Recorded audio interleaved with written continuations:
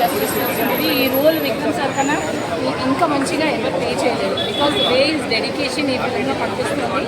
And the thing is it's a very good message కూడా ఉంది. Like where do we get the gold from. Actually basic మన ఇండియాలో gold ఎలా వచ్చింది, ఎలా పుట్టిందో చాలా బాగా చూపించారు. Even the music director and the direction is done hats off to the people who have done the dedication hard work and all. And I think this movie has to go for an Oscar, and Vikram sir always works. We have to be in the nomination list. Everything చెప్తాను కదా, the music, the entry of it, only the Tangalan title movie, it gives us the goosebumps. Awesome movie.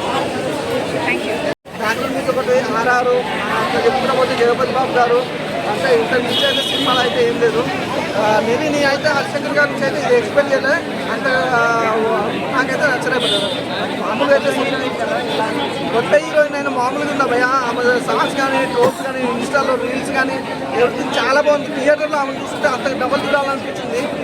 అదే story పరంగానే కొద్దిగా dull అనిపించింది, కానీ life ఉంటుంది, ఆమెకి life ఉంటుంది అన్న పక్కా ఉంటుంది. ఎందుకంటే ఈ సినిమాతో తన యాక్టింగ్స్ కానీ తన గ్లామరస్ కానీ ఎవ్రీథింగ్ చాలా అంటే నిరూపించింది. నెక్స్ట్ అమ్మాయికి అయితే మంచి ఆఫర్స్ ఉంటాయి. అలాగే ఉత్తేజన కంటే అయితే ఇక ఎంఎస్సీ లెవెల్స్ కానీ డైలాగ్ డెలివరీ కానీ ఫైట్స్ కానీ అసలు వేరే లెవెల్లో ఉన్నాయి. కాకపోతే అదే స్టోరీ పరంగానే కొద్దిగా డల్ అనిపించింది. లేకపోతే సినిమా ఓవరాల్గా ఓవరాల్గా అయితే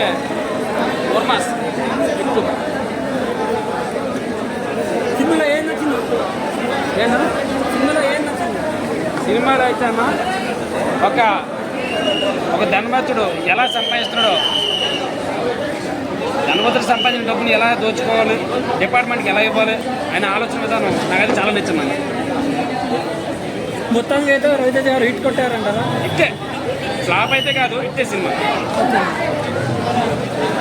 ఫీలింగ్ వెళ్తారన్న. సినిమాలో ప్రతి ఎలివేషన్స్ ఉన్నాయి. లాస్ట్ క్లైమాక్స్ సీన్ అన్న హీరో మార్క్ కనిపిస్తుంది. అంత మన పూరి జగన్ మార్క్ కనిపిస్తుంది. 1% కూడా రాకపోతేనే అంటే తన ఎనర్జీ తగ్గలేదు. తన టాలెంట్ అండ్ టైమింగ్ మాత్రం నిజంగా 100% నా ఫీలింగ్ అనేది ప్రతి ఒక్కరు బాగా నచ్చుతాను కోరుకుంటున్నాను.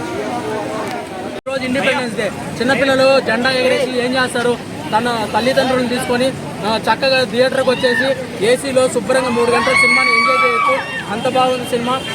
ఒక రకంగా చెప్పాలంటే రవితేజ గారికి పోల్చుకుంటే కంబ్యాక్ మూవీ అని చెప్పుకోవచ్చు. అలాగే హరిశంకర్ గారు కూడా కంబ్యాక్ మూవీ ఈ సినిమా చాలా బాగుంది. ఓవరాల్గా చెప్పాలంటే ఈ సినిమా చిన్నపిల్లలు జెండా శని ఆదివారాలు కూడా సెలవులు ఉన్నాయన్నమాట. సెలవులు ఉన్నాయి, ఇంట్లో కూర్చొని ఏం చేస్తారు చిన్నపిల్లలు, వచ్చేసి రవితేజ గారి సినిమా చూడండి, హరిశంకర్ గారి డైరెక్ట్ సినిమాని చూడండి. ఏంటంటే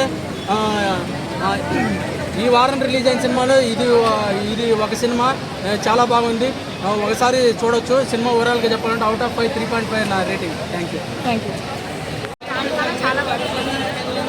అంటే సాంగ్స్ ఏమైనా గుర్తున్నాయా మీకు? ఏమైనా సాంగ్స్ అంత బాగాలేదు.